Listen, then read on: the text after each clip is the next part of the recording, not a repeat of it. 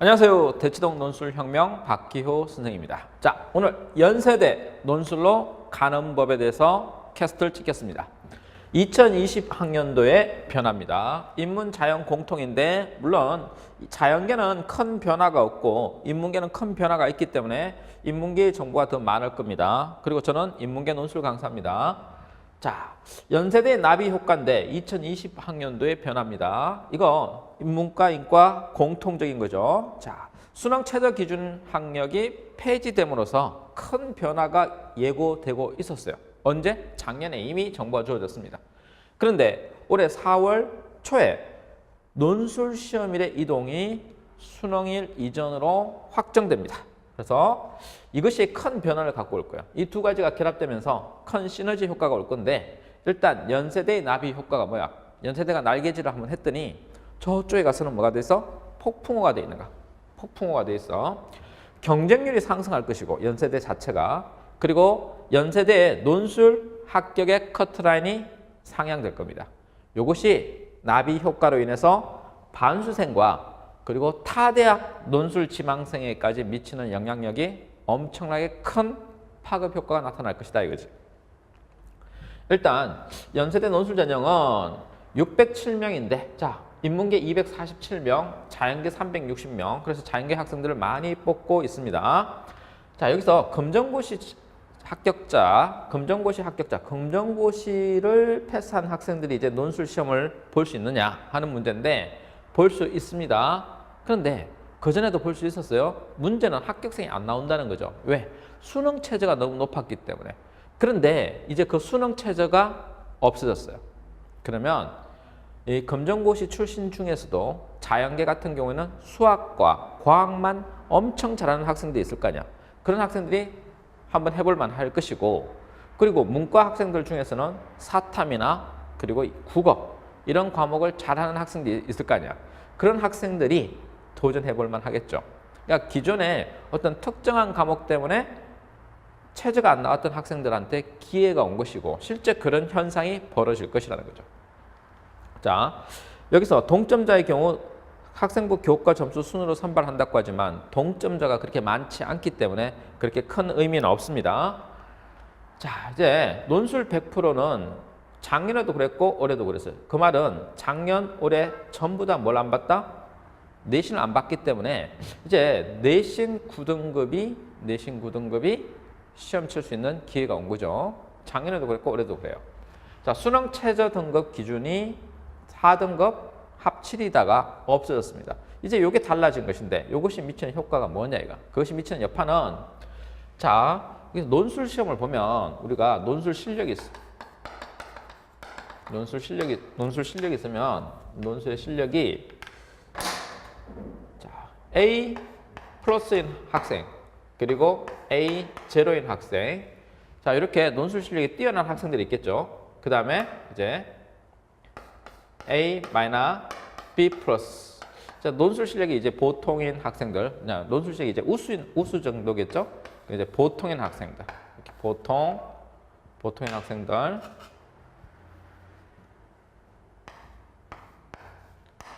자, 그 다음에 이제 논술 실력이 안 좋은 학생들, 이렇게 낙제급 학생들, 이렇게 존재했겠죠? 근데 이제 수능 최저가 어떤 영향을 미치느냐. 자, 수능 최저를 통과했느냐, 통과하지 못했느냐, 이 여파가 있을 텐데, 기존에는 논술 100%에 수능 최저가 있을 때 작년 얘기죠. 자, 수능 최저가 존재했어요. 그래서 수능 최저를 통과한 학생들 중에서 합격한 학생들은 요 정도 수준에서 합격하더라 이거. 요 정도 수준에서 합격하는 학생들이 있더라 이거. 근데 이 친구들 중에서 당연히 수능 최저를 통과하면 합격을 했겠죠. 문제는 이 친구들 중에서 논술 실력이 뛰어난데 수능 최저를 통과하지 못한 학생들. 이 친구들이 작년에는 불합격했어요. 근데 올해는 얘네들이 합격한다 이거죠. 얘네들이. 수능 최저가 없는데 이렇게 된 학생들, 논술 실력이 우수한 학생들이 합격할 것이다. 그래서 논술 점수 자체의 커트라인이 이렇게 향상될 것이다. 상향될 것이다. 이게 없어짐으로써. 수능 최저가 없어짐으로써 인해서 이 정도의 커트라인이 형성되던 것이 이렇게 한 단계 올라갈 것이다. 올라갈 것이다. 자, 문제는 이게 올해뿐이야.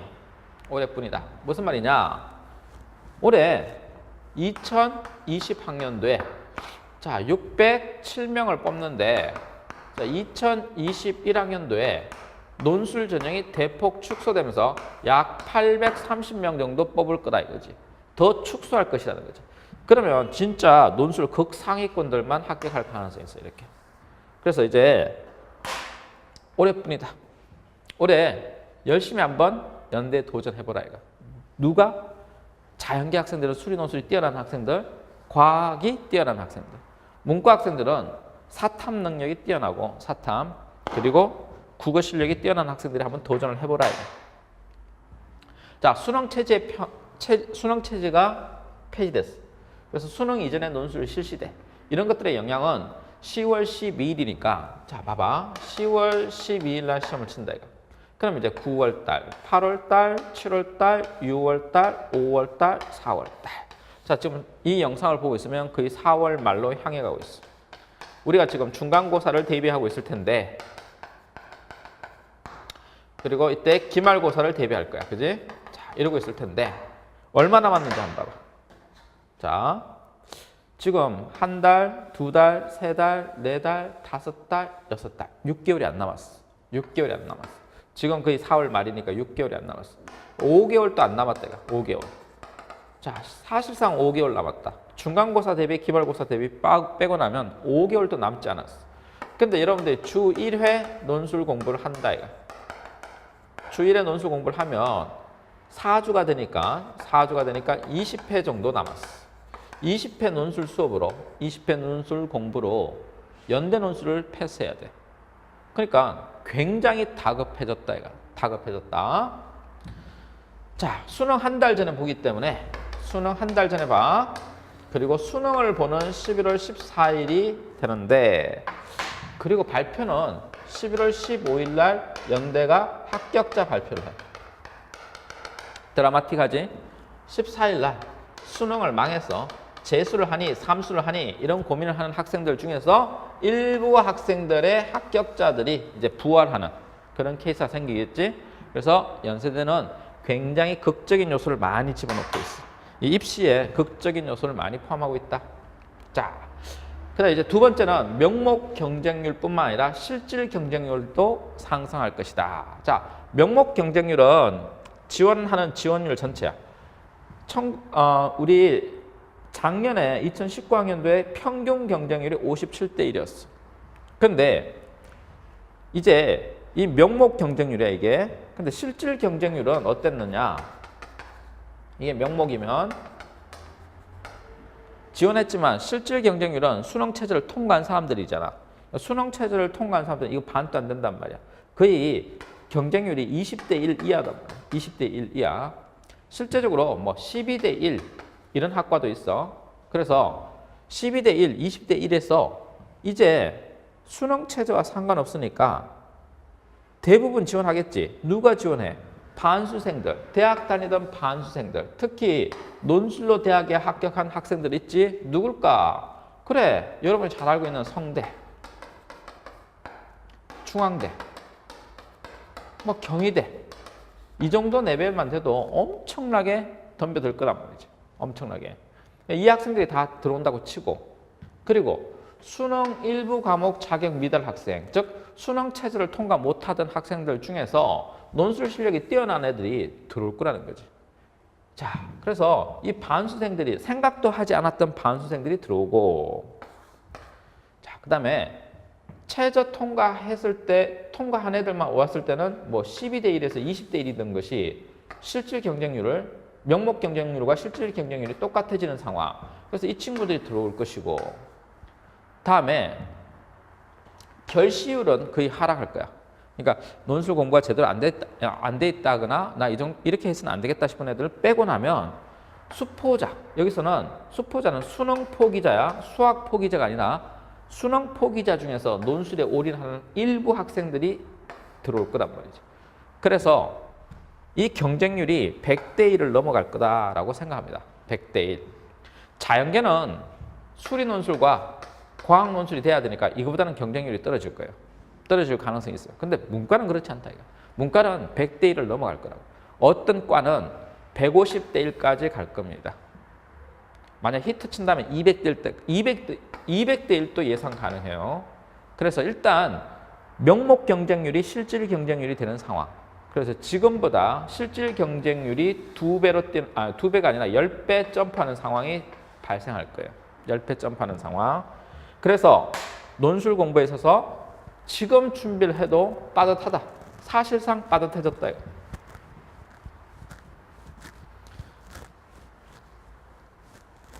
자, 그러면 지원을 결심했다 이제 나 연대 가볼래요. 정시로도 연대 가기 힘들고 그리고 학종으로도 연대 가기 힘들다. 오로지 논술로 갈 수 있겠다 싶으면 자, 그런 높은 경쟁률에 대처하는 자세는 자, 연세대 사학과에 2019학년에 작년에 합격한 친구가 있는데 이 수강생이 자, 뭐라고 했냐면 야, 그 친구는 사학과가 경쟁률이 84대 1이었어.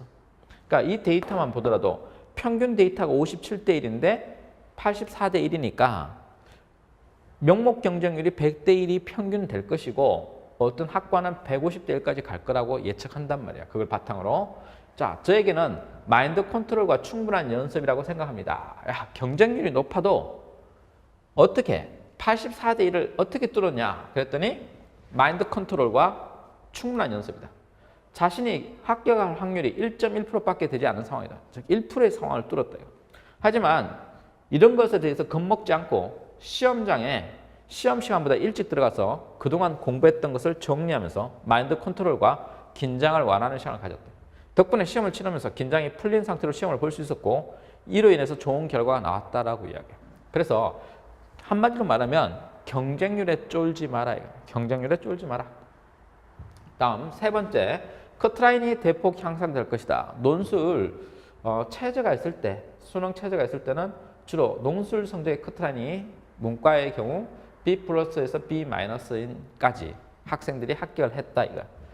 그게 커트라인이었다고. 물론 A 마이너스도 합격을 했지. 그런데 커트라인이 높아질 것이다. B 플러스나 학과마다 B 플러스나 B 마이너스에서 최소 A 마이너스 이상으로 체제가 폐지되면 논술 커트라인이 향상될 것이다. 그러므로 논제 요구사항에 논제가 요구하는 거 있지. 거기에 부합해야 되고 그리고 개념과 개념끼리 제시문끼리의 그 논리적 연관성을 체계적으로 효과적으로 서술하는 능력을 길러야 돼. 그리고 제시문의 논지를 심층적으로 깊이 있게 분석하는 능력, 즉 독해력을 통해서 깊은 독해력을 통해서 사고의 확장까지 해야 가산점을 확보할 수 있고 합격이 가능하다. 그래서 논술이 그 작년에 공부하던 식으로 해서는 안 된다. 더 열심히 해야 붙을까 말까다. 다음 네 번째, 야 이게 타 대학의 커트라인까지 영향을 줄 것이다. 이거. 이제 인문계 이야기를 해볼게. 자연계는 선생님 잘 모르니까. 자, 봐. 수능 3개, 등급 합 6인, 등급 합 4에서 6인 대학들이 서강대, 성대, 중앙대, 이대. 요 문과에서 체제가 높은 대학들이야. 요 문과 이야기야. 근데 이런 친구들은 성대, 서강대, 중앙대, 이대 보는 친구들은 연대가 체제가 없더라도 연대 논술을 본단 말이야. 그래서 성대, 서강대, 중앙대, 이대 체제 통과를 하겠다고 하는 전략을 세운 친구들, 요 정도를 맞겠다고 한 친구들이 논술 공부를 연대 유형으로 준비를 하겠지. 그럼 연대를 대거 지원했을 거 아니야. 그리고 연대만 시험 보니 연대 합격자 발표 나고 15일 날 나고 연대 합격자 발표 난 친구들은 시험 치러 안 가겠지만 그 밑에 친구들은 성대, 서강대를 가지 않겠냐고. 중앙대, 이대를 시험 치지 않겠냐고. 그러면 성대 시험 치고 수능 치고 연대 합격자 발표 나고 그 다음 날 그리고 그 다음 날 토요일, 일요일 날 성대, 서강대 논술 시험을 봐. 그리고 일주일 뒤에 중앙대, 이대 시험을 봐. 그러니까 여기 다 지원할 거 아니냐고. 그럼 이 친구들이 여기를 지원하면 성대, 서강대, 중앙대, 이대 논술 커트라인 자체가 올라가지 않냐 이거. 작년보다 실력이 향상되지 않냐 이거. 왜? 미리 준비하니까. 작년에는 연대가 수능 이후에 있었잖아. 근데 이제 수능 이전으로 당겨졌고 최저가 폐지된 상태에서 이제 나는 논술밖에 길이 없다라고 한 친구들이 공부를 더 열심히 할 거 아니냐고. 다음에 수능 2개 합 4인 친구들이 있어. 자, 얘네들이 뭐야? 요거지. 경희대, 외대, 건국대, 동국대, 세종대 이런 친구들. 이런 인서울 전략을 서는 친구들. 상위권, 인서울 중상위권 대학을 전략을 서는 친구들은 일단 연대, 한양대, 시립대가 수능 체제가 없어. 그러니까 해볼만 한 거야, 이것도. 그래서 연대, 한양대, 시립대를 치고 플러스 알파를 만들어 나갈 가능성이 높다고.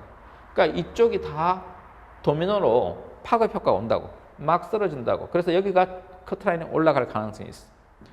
다음에 아예 수능을 포기한 사람들 중에서 논술 올인 전략을 쓰는 친구도 있겠지. 그러니까 그전에는 연대는 꿈도 못 꿨지. 그러니까 한양대, 시립대, 단국대, 광운대, 인하대, 아주대를 준비하던 친구들이 연세대를 이제 준비하겠지. 그래서 연대부터 원서를 낼 거라고. 그러니까 연대, 한양대, 시립대, 단국대, 광운대, 인하대, 아주대까지를 시험 보는 학생들도 분명히 있을 거라고. 그렇게 해서 여기 지금 언급된 학교들은 커트라인이 올라갈 겁니다. 문과 이야기입니다. 자, 이제 문과이과 다 같이 이야기하면 논술 시험의 유형 변화인데 자연계는 유형 변화의 가능성이 낮다고 합니다. 입학처에서 그렇게 말하고 난이도는 소폭 상승시킬 겁니다. 그래서 메가스터디에 그 수리 논술 강의하시는 선생님들 강의를 참고하시기 바랍니다. 인문계는 유형 변화가 크게 예상되고 있어요. 크게. 난이도를 소폭 상승할 거라고 하는데 굉장히 급속하게 난이도를 올리기 힘들어요. 자, 그래서 이제 모의 논술을 연대는 칠 겁니다. 그래서 4월 24일부터 30일 사이에 온라인으로 시험을 친다고 했고 이 모의 논술을 공개함으로써 어떻게 시험을 치겠다라는 걸 예고하는 것이고 동시에 연대 측에서는 이 정도 난이도를 주면 학생들이 이 정도의 변화가 있구나. 점수 폭의 변화가 있구나 하고 시뮬레이션 할 수 있는 좋은 기회가 되죠. 서로 간보기 하는 거죠. 대학 측에서 간보기 하고 우리도 이제 어떻게 변하는지 간보기 하는 기회가 될 겁니다. 자, 그래서 논술 시험 출제 영역의 특징인데 자연계열은 수학 60점, 과학 40점 해서 큰 변화가 없고 시간이 150분입니다. 근데 시간을 늘렸죠. 지금 인문사회계열 보세요. 여기서는 시험 시간이 미정이에요. 그 말은 아직 고민하고 있다 이거. 그래서 모의 논술을 통해서 한번 체크해 보겠다 이거. 제시문 개수를 하나 더 늘려보겠다 이거. 제시문 개수를 하나 더 늘리면 영어 제시문을 하나 포함시킬 수 있다 이거. 영어 제시문을 딱 넣어서 사실상의 영어 최저 등급을 설정할 수 있는 거죠. 자, 영어 제시문 집어넣는 게 불법은 아니니까 지금 이화여대나 경희대나 또는 외대에서는 영어 제시문 하나씩 집어넣고 있으니까 영어 제시문 넣는 건 문제가 아니다 이거. 그리고 기존의 인문, 사회, 교과목의 통합 논술은 그대로 유지를 할 것인데 자, 수리, 통계자료, 과학 제시문 포함 가능성이 그전에도 있었지만 지금은 더욱더 확실해졌다. 더욱더 왜? 제시문에서 과학 제시문이나 통계자료 제시문 또는 수리적 내용의 제시문을 내면 난이도는 올라가는 거죠. 그래서 사실상의 수능 최저 기준을 할 가능성이 있어요. 물론 영어 제시문이 나온다고 해서 영어로 쓰는 건 아니에요. 그리고 수리적 제시문이 나온다고 해서 옛날에 풀던 고려대 수리 논술이나 또는 한양대 현재 유지되고 있는 상경계열의 수리 논술처럼 내지는 않을 겁니다. 그래서 그건 걱정 안 해도 되고 기존의 통계 논술, 즉 통계 자료를 활용하던 그 자료 해석 문제는 그 선에서 유지를 할 텐데 그래도 수리적 요소를 한번 넣어볼 수는 있지 않냐 이거죠. 그래서 논술 문제가 큰 변화가 예측되고 있어요. 시험 시간 미정인 것은 제시문을 하나 더 넣고 그리고 2시간 동안 2천자 문제, 천자 문제를 유지하는 경우도 있을 수 있을 거예요. 그럼 이제 제시문 하나 더 넣었으니까 난이도가 올라가는 거예요. 그렇지 않고 문제 수량을 2문제에서 혹시 3문제로 내버릴 경우 그러면 시험 시간을 늘릴 수밖에 없겠죠. 그래서 똑같이 자연계처럼 150분을 하거나 또는 140분을 할 가능성이 존재하는 겁니다. 자, 인문계 논술에서 유형 변화인데 형식적으로는 수능 최저 기준을 폐지했지만 그게 아니에요. 실질적으로 수능 최저 기준의 사고력을 요구하고 있어요. 그래서 국어는 독해 실력이 필요해요. 문학, 비문학의 독해 실력을 요구할 것이고 영어 제시문 독해할 수 있는 능력. 그 다음에 수학에서 제시문에서 수리 관련 개념을 자, 여기서 수리 관련 개념이야. 개념을 다룰 거라고. 다음에 그러니까 그렇다고 해서 수학 문제를 푸는 건 아니야.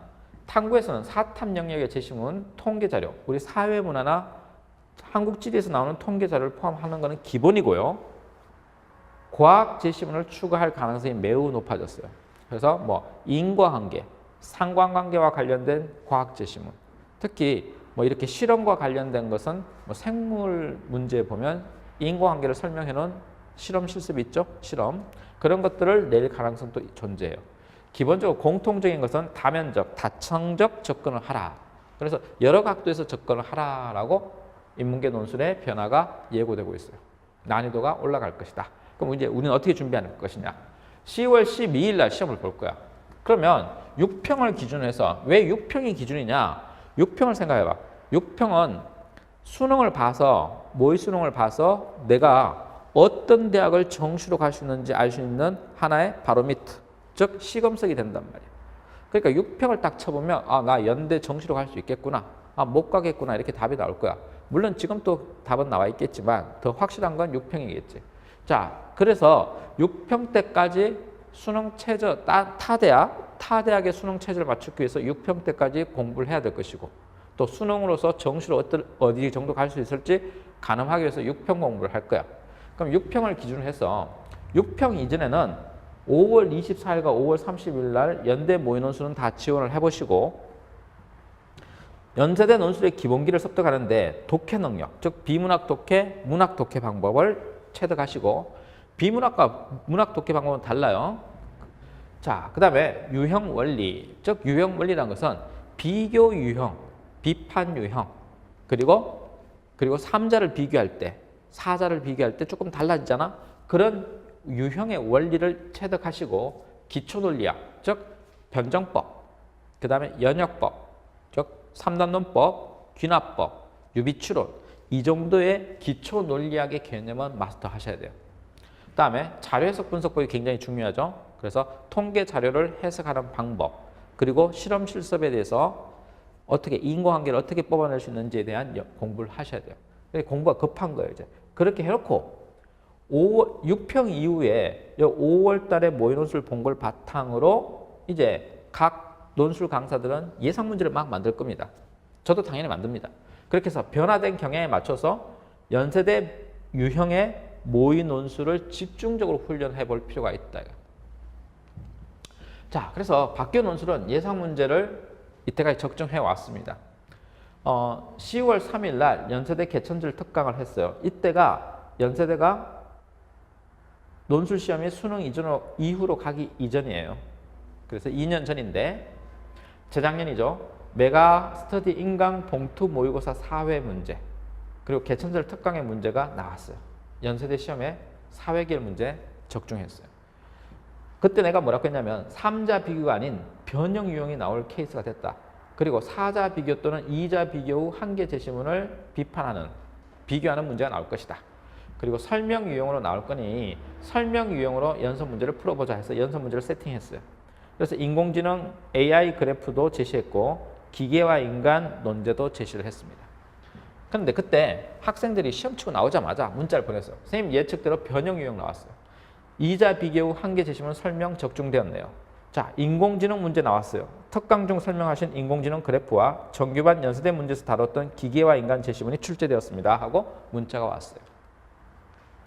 자, 2018학년도에 예상 모의고사 5회 문제에서 주제가 인간과 기계고 제시문 가, 기계에 비해서 우월한 인간의 특수성, 나, 인간의 특수성, 열등한 특수성, 제시문 다, 그 다음 제시문 나, 인공지능 그래프 이렇게 해서 예상 문제를 줬어요. 그리고 실제 문제는 문화와 문화 변동에 대해서 문제가 나왔어요. 주제가. 그렇지만 내용이 문화 변동에 대한 긍정적 관점과 문화 변동에 대한 부정적 관점이 있고 그게 전부 다 기계 문명 도입으로 인한 사회적 문제였어요. 그리고 인공지능 관련 도표가 나와서 훨씬 수월하게 학생들이 연습을 했던 걸 실전에 가서 수월하게 문제를 풀 수 있었던 겁니다. 자, 그래서 이제 박 교수님은 예상 문제를 계속 연구합니다. 자, 인문계 예상 문제를 줄 건데 여전히 고전적 주제가 나오니까 고전적 주제와 최근의 시사적 이슈를 반영해서 문제를 만들어냅니다. 자, 그리고 20년 최신 모의에 변화된 경향을 반영해서 새로운 버전의 모의고사를 만들 겁니다. 자, 작년에 논술 문제도 어떻게 했느냐? 이 합격생이 뭐라고 이야기했냐면 자기는 사학과라서 문과에 그동안 자료 해석 문제가 안 나왔는데 그러면 자기는 그거 연습할 필요가 없지 않냐 이렇게 생각을 했었대요. 근데 내가 매 수업마다 자료 해석 문제를 1시간씩 계속 풀어줬어요. 사회계열이든 인문계열이든 나올 수 있으니까. 그리고 나올 때가 됐으니까. 인문계열도 나올 때가 됐으니까. 그렇게 연습했던 것이 자 이제 시험장에 딱 갔더니 자료 해석 문제가 나왔어요. 인문계열에서. 그래서 어떻게? 배웠던 것을 다시 되뇌이면서 되새김질하면서 접근했더니 풀리더라 이렇게 말했어요. 그러니까 박 교수님이 예측하는 대로 나와요. 그러니까 올해도 내가 예측을 하면 맞출 거야. 그럼 여러분들이 거기에 따라서 준비를 해주면 돼. 그래서 기존의 기출문제를 재해석, 재구성할 필요가 있어. 기존의 기출문제가 안 나온다고 하지만 그 정도의 제시문에서 나올 거고 그 정도의 구조에서 나오고 큰 폭의 변화는 없을 거니까 그 기존의 제시문에다가 새롭게 제시문을 더한다든가 새롭게 패턴을 바꿔서 재구성하거나 재해석해서 또 여러분한테 나눠줄 겁니다. 자, 그 다음에 이제 타 대학의 기출 주제와 기출 문제의 연관성을 고려해서 예상 문제들을 쭉 만들어서 공개해 나갈 겁니다. 자, 지금까지 연세대 논술 어떻게 대비할 것인가 그리고 연세대의 바뀐 경향성에 대해서 박 교수님이 함께 했습니다.